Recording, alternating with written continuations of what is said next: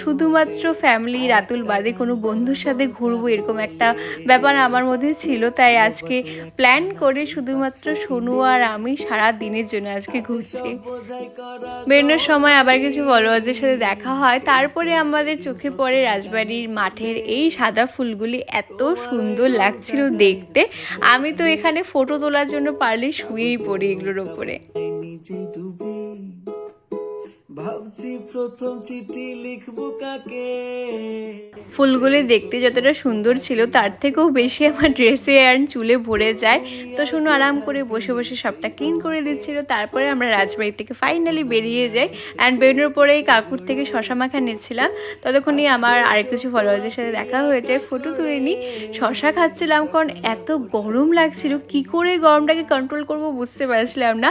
তো শশা মাখা খেয়ে তারপরে টোটো ধরে আমরা এখন আবার চলে যাচ্ছি গল্পতে। গল্পতে চলে